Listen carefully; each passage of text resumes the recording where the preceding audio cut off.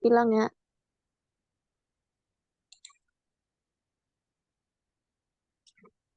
Bismillahirrahmanirrahim. Assalamualaikum warahmatullahi wabarakatuh. Selamat pagi, siang, sore, atau malam untuk teman-teman semuanya yang sedang menonton video kita pada hari ini. Pada kesempatan kali ini, kami dalam bimbingan Profesor Rizwan Halalsyah AGM SC PhD ingin memberikan tutorial atau langkah-langkah dalam mengolah data menggunakan error correction model atau biasanya disingkat menjadi ECM atau ECM. Nah, saya tidak sendirian, melainkan ditemani oleh teman-teman saya. Ada saya sendiri yaitu Oktaviana Ramadhani, lalu ada Adinda Putri, lalu ada Anissa Ayu, lalu ada Bayu Satrio, lalu ada Fernanda, juga ada Gina Nurul, Irwan Syah Putra, dan yang terakhir yaitu Muzaki Isah Putra. Nah, sebelum kita masuk ke bagaimana sih tutorial atau langkah-langkah dalam melakukan atau mengolah data SCM, kita harus kenalan terlebih dahulu nih mengenai apa sih SCM itu atau apa sih error correction model itu. Di sini kita akan bahas jenis-jenisnya, pengertiannya, tujuan dari penggunaan model tersebut, dan kelebihan kekurangan. Nah, boleh Okta ulas sedikit atau spoiler sedikit bahwasannya ECM itu tuh menjadi salah satu metode atau model yang sangat disukai oleh para peneliti untuk meneliti data, melihat nih bagaimana pengaruh jangka pendek dan jangka panjang pada variabel independen terhadap variabel dependen. Nah, langsung aja kita masuk ke pengertian dari ECM itu sendiri. Boleh kepada teman-teman dipersilakan untuk memaparkan materi mengenai ECM. Nah, kita masuk ke pengertian. Pertama ada ECM atau Error Correction Model, merupakan model yang dikembangkan oleh Engel dan Granger untuk mengatasi masalah pada variabel-variabel yang saling berkointegrasi atau memiliki hubungan keseimbangan jangka panjang, namun dalam jangka pendek tidak ada keseimbangan atau disequilibrium. Selanjutnya ada VECM atau Vector Error Correction Model, merupakan model VAR yang dibuat ketika antar variabel saling berkointegrasi. Hubungan dinamis jangka pendek dari satu variabel di dalam sistem dipengaruhi oleh penyimpangan dari keseimbangan jangka panjang yang dikenal sebagai cointegrational term atau error correction term.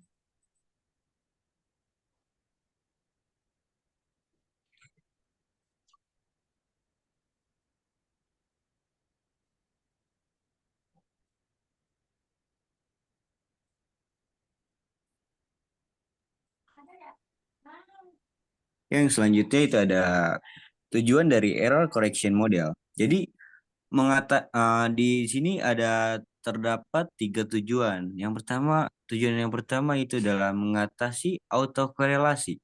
SEM dapat membantu mengatasi masalah autokorelasi dalam model regresi, terutama ketika ada hubungan dinamis antara variabel-variabel yang dianalisis. Dengan memasukkan variabel penyesuaian dalam model, SEM dapat membantu memperbaiki autokorelasi dalam residu model. Yang kedua, yaitu tujuan dari error correction model atau ACM, itu ada mengatasi kointegrasi. ACM digunakan untuk model data time series yang kointegrasi, yaitu situasi di mana dua atau lebih seri waktu memiliki hubungan jangka panjang yang stabil meskipun masing-masing seri mungkin tidak stasioner. Tujuan yang ketiga itu ada memisahkan dinamika jangka panjang dan pendek. SEM memungkinkan analisis dampak jangka pendek dari perubahan variabel independen terhadap variabel dependen, sekaligus memperhitungkan penyesuaian menuju hubungan jangka panjang. Nah, dari tujuan itu terdapat jenis data yang cocok atau relevan, yaitu data yang pertama itu data time series yang non stasioner tapi kointegrasi. Nah, data yang kedua itu ada data ekonomi seperti GDP, inflasi, suku bunga, dan nilai tukar.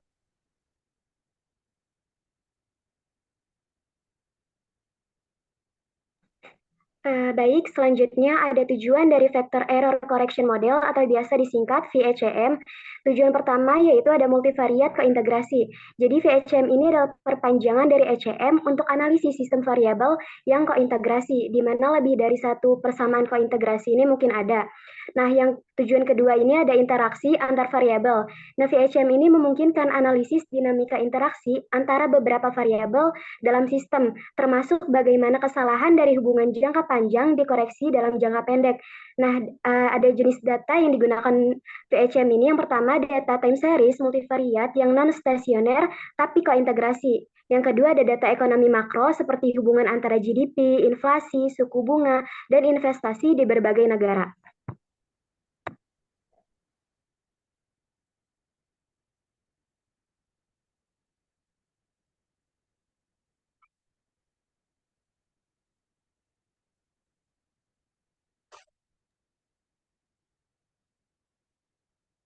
Oke, baik. Sekarang masuk ke perbedaan dari model ECM dan juga model VACM. Nah, perlu diketahui model ECM ini atau Error Correction Model dan juga model dari VACM atau Vector Error Correction Model ialah dua model ekonometrika yang digunakan untuk menganalisis hubungan jangka panjang dan jangka pendek antara variabel-variabel time series. Nah, berikut ini terdapat beberapa perbedaan utama di antara keduanya. Nah, yang pertama itu adalah jumlah variabel. Nah, dari ECM atau Error Correction Model itu mengkaji hubungan antara dua variabel time series atau bisa lebih ya, tergantung datanya. Lalu yang kedua ada VACM atau Vector Error Correction Model itu tuh mengkaji hubungan antara lebih dari dua variabel time series. Nah, lalu yang kedua perbedaannya itu ada dari asumsi kontegrasi. Dari ECM atau Error Correction Model sendiri membutuhkan satu hubungan kontegrasi antara dua variabel. Nah, sedangkan dari VECM atau Vector Error Correction Model itu membutuhkan satu atau lebih hubungan kontegrasi antara beberapa variabel. Lalu perbedaan yang selanjutnya dari fokus analisis. Nah, ECM sendiri atau Error Correction Model itu fokus pada mekanisme penyesuaian jangka pendek variabel-variabel terhadap hubungan jangka panjang yang telah ditentukan. Sementara dari VECM atau Vector Error Correction Model itu fokusnya pada dinamika jangka pendek dan semua variabel time series yang saling terkait. Nah, mempertimbangkan hubungan jangka panjang dan antar variabel tersebut.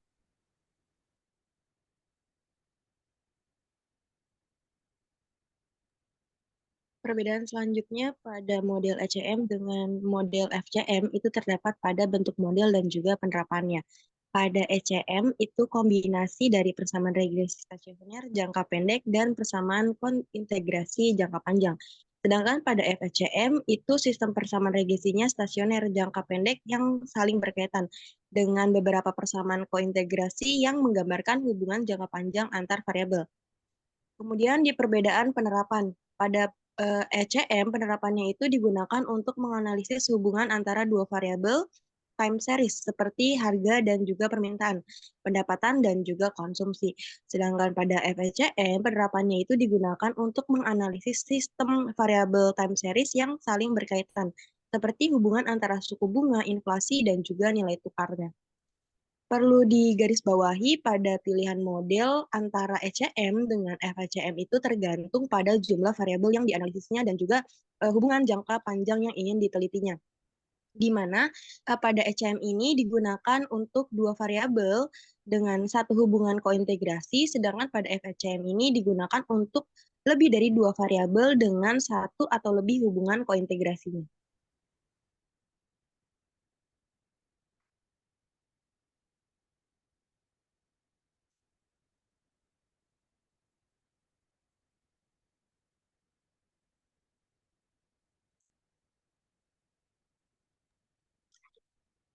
Selanjutnya, itu ada jenis-jenis dari error correction model. Yang pertama itu ada error correction model Angel Granger, yaitu teknik statistika yang digunakan untuk menganalisis hubungan jangka panjang antara variabel-variabel runtun waktu yang tidak stasioner.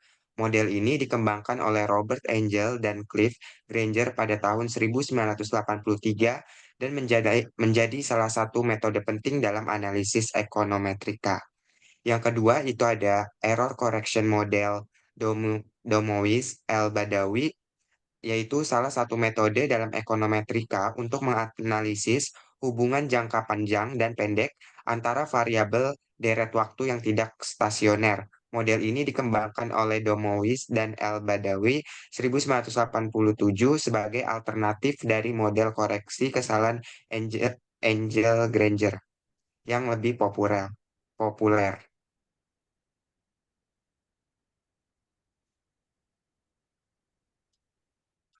Oke, selanjutnya di sini saya akan menjelaskan langkah-langkah bagaimana cara menggunakan metode HCM. Di sini kami punya data analisis yang bersumber dari Bapak Agustri Basuki, SE MSI.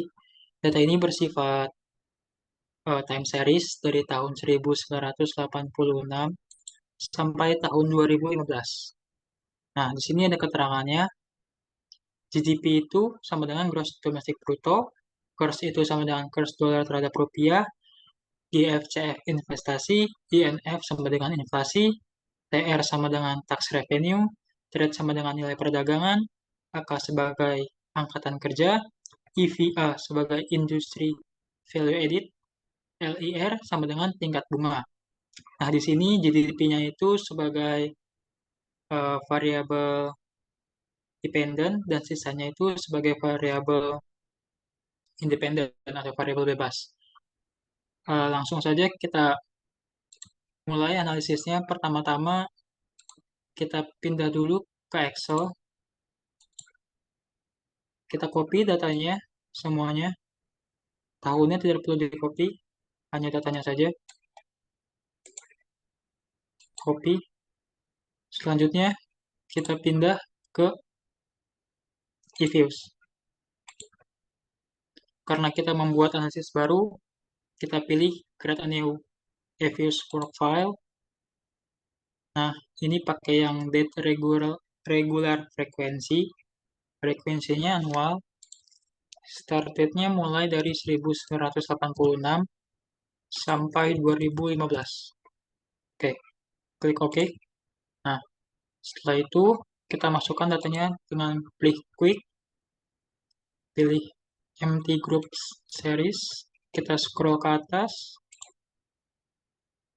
Klik kanan. Paste. Nah, datanya sudah keluar. Pastikan datanya itu angka semua, tidak mengandung huruf. Karena jika ada mengandung huruf, data ini tidak dapat diolah nantinya. Nah, selanjutnya kita itu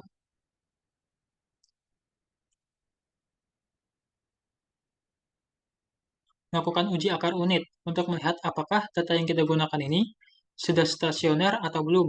Kenapa? Karena kita harus mengujinya, karena jika data yang digunakan dalam model ada yang tidak stasioner, maka data tersebut dipertimbangkan kembali validitas dan kestabilannya. Karena hasil regresi yang berasal dari data yang tidak stasioner akan menyebabkan spurious regression. Apa itu spurious regression? Spurious regression adalah regresi yang memiliki R-square yang tinggi, namun tidak ada hubungan yang berarti dari keduanya. Nah, langsung saja kita untuk mempersingkat waktu, kita lanjut untuk menguji secara bersamaan. Caranya, kita blok variabelnya.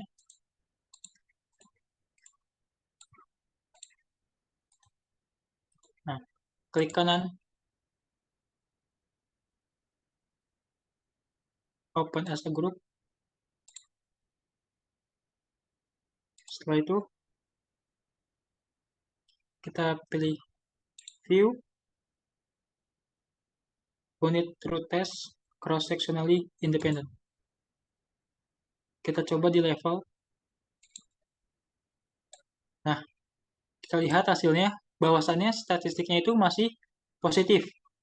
Nilainya itu 3.84973 dan probabilitasnya itu 0.9999 di atas 0,05. Maka dapat disimpulkan data ini belum stasioner. Kita lanjut ke step yang selanjutnya, ke first difference. Nah, bisa dilihat perubahannya di sini statistiknya sudah minus 10.0 0,364 dan probabilitasnya juga sudah kurang dari 0,05. Maka data ini sudah stasioner. Nah, tahap pertama sudah kita lewati. Kalau data yang kita gunakan sudah stasioner, di first different.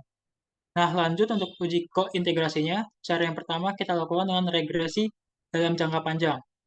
Caranya sama seperti tadi, kita blok variabelnya. GDP-nya sebagai dependent. Nah, sisanya sebagai independent.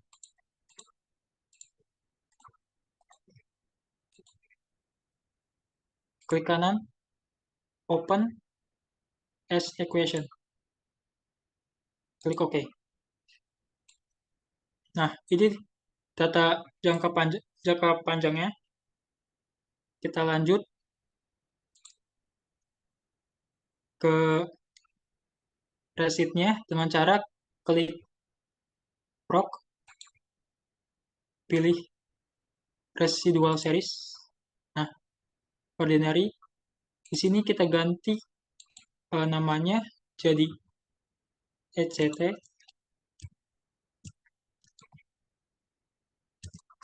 Nah, oke. Oke, datanya sudah keluar. Selanjutnya, kita uji akar unit untuk ECT ini. Nah, di uji ECT ini kita harus lolos pada data level. Kita lihat. Kita view, unit root test, standar unit root test.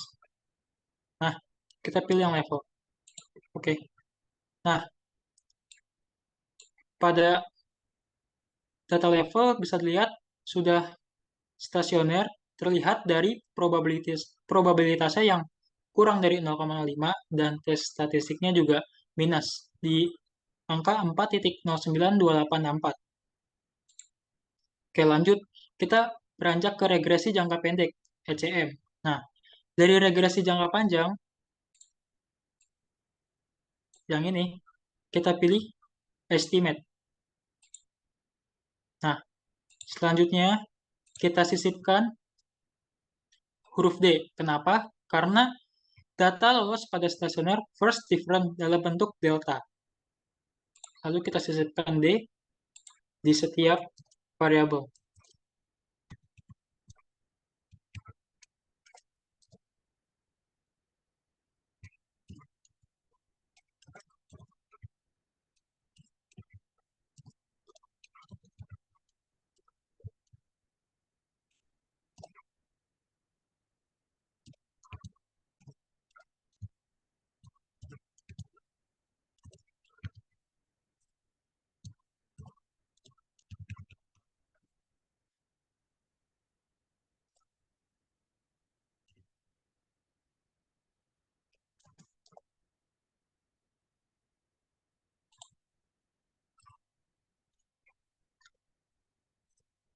Nah, seperti ini.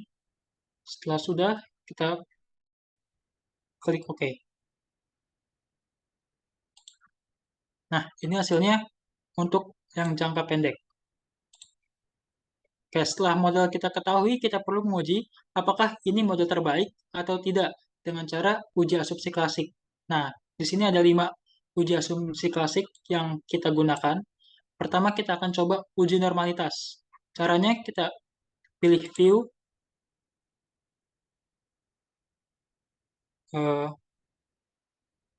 pilih residual diagnostic, pilih yang histogram, normality test. Nah, ini hasilnya. Lanjut ke uji yang kedua. Kita ada uji linearitas. Caranya pilih view, stability, Ramsey reset test. Oke. Nah, ini dia hasilnya. Untuk uji linearitas. Lanjut ketiga uji autokorelasi. Caranya view, residual, serial correlation LM test. Oke, ini hasilnya.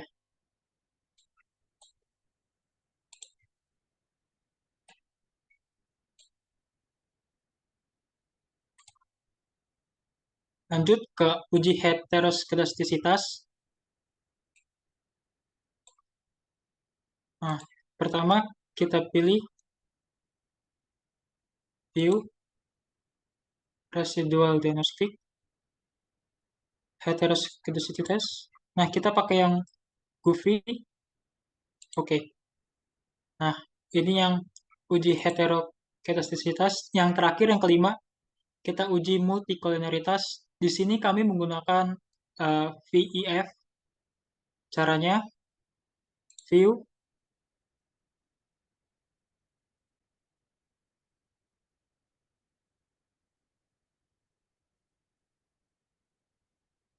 nah, koefisien diagnostik, varian inflation factor.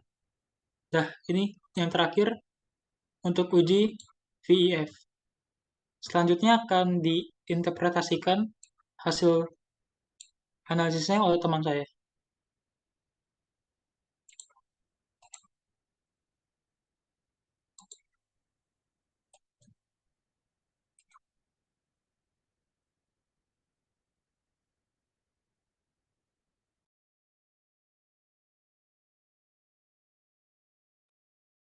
Ya, dari langkah-langkah yang tadi dijelaskan oleh Bayu, itu akan menghasilkan hasil. Seperti hasil pertama, yaitu adalah persamaan regresi dalam jangka yang panjang. Nah, di sini itu dapat terlihat ya koefisien-koefisien dari beberapa variabel. Nah, di sini dalam jangka panjang, variabel yang mempengaruhi GDP itu yang pertama adalah GFCF atau investasi, lalu ada IVA atau industri value added, lalu ada TR itu adalah tax revenue atau pendapatan pajak, lalu ada trade. Nah, sedangkan variabel yang malah menghambat GDP itu pada dalam jangka yang panjang, itu yang pertama adalah variabel inflasi, lalu ada kurs, dan variabel angkatan kerja. Nah, di sini aku mau bahas variabel dari yang pertama itu adalah trade, di mana trade ini menunjukkan koefisiennya itu senilai min 0,2000752, di mana ketika trade-nya itu naik satu satuan, maka malah justru akan menurunkan GDP sebesar 0,200. Sedangkan ketika GFCF itu naik satu satuan, maka akan menaikkan GDP sebesar 0,848454. Seperti itu. Lanjut ke hasil berikutnya, ke ECT.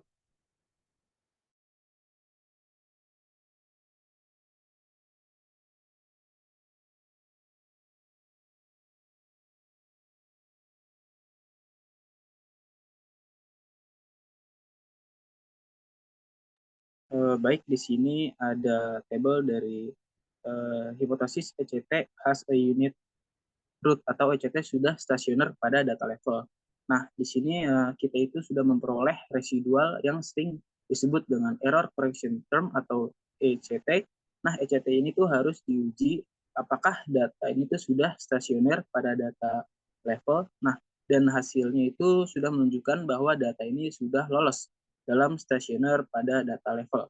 Nah, karena probability-nya bisa dilihat di samping itu bernilai 0,0038 yang di bawah dari 0,005 dan nilai dari T statistik itu sudah bernilai negatif.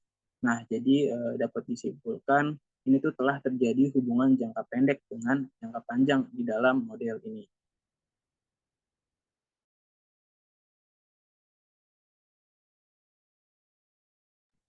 Oke, selanjutnya ada regresi jangka pendek, yaitu ECM, dapat terlihat bahwa nilai ECT atau error correction term-nya ini sudah lolos karena koefisiennya itu di bawah 0,005 dan bernilai negatif. Nah, variabel yang berpengaruh dalam jangka pendek yaitu ada GFCF, IVA, TR, dan TRED. Nah, R-square-nya ini sudah turun pada jangka pendek yang tadinya 0,999306 menjadi 0,950103.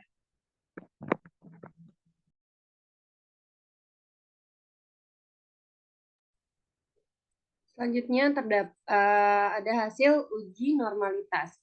Pada hasil analisis di samping, pada gambar, nilai dari jar Quebera bernilai 0,8527, yang mana mendekati angka 1. Dan nilai probability-nya tidak begitu mendekati angka 1 dengan nilai sebesar 0,652871, yang berarti bahwa model ECM ini tidak memenuhi syarat normalitas.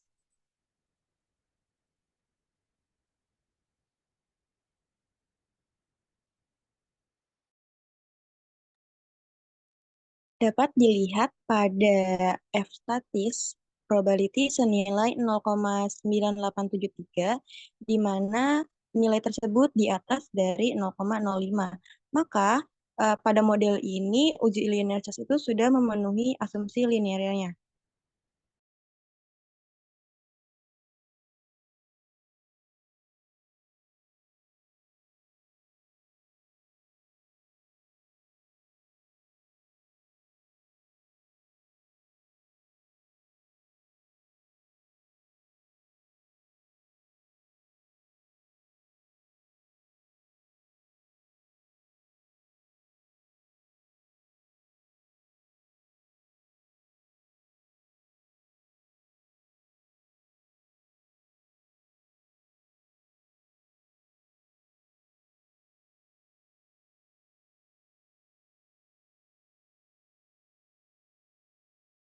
Nah, selanjutnya yaitu adalah hasil dari uji autokorelasi. Nah, dari hasil tersebut dapat terlihat nih bahwasannya nilai F statistik dan probabilitas dari F statistik itu di atas dari 0,05. Di mana F statistiknya itu sebesar 0,674, sedangkan probabilitas statistik itu ada 0,74, di atas 0,005. Maka model tersebut dapat terhindar dari autokorelasi.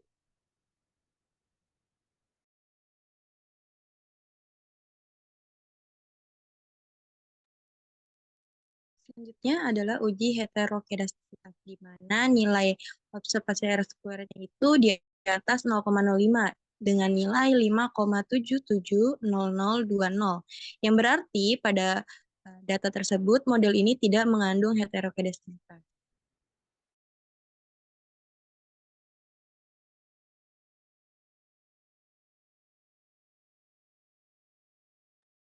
Nah, uji asumsi Selanjutnya klasik itu ada yang terakhir uji multikolineritas yang dimana angka center VIF menunjukkan berada di bawah 10, yang berarti model lulus dari multikolineritas ini begitu.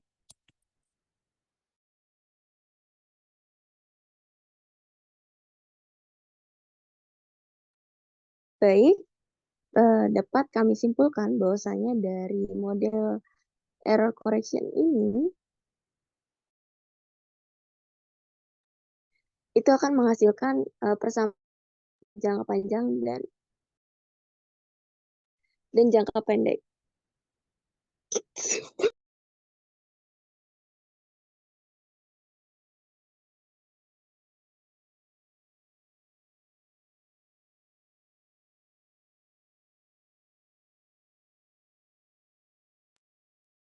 Maka kesimpulannya dalam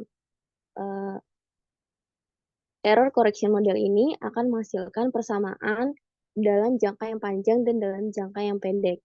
Nah, perlu teman-teman ketahui juga bahwasannya untuk memperkirakan bahwasannya model ini lebih baik atau tidak, itu kita harus uji asumsi klasik.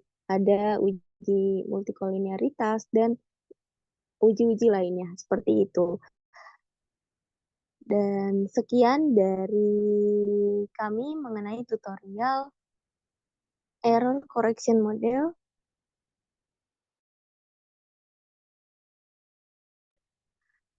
Kurang lebihnya mohon maaf. Wassalamualaikum.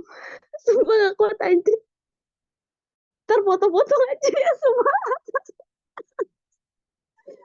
Maaf guys.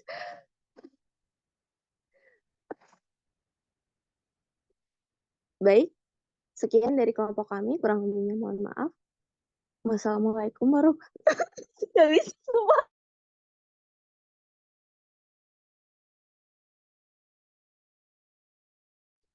Baik, kurang lebihnya mohon maaf. Sekian dari kami. Wassalamualaikum warahmatullahi wabarakatuh.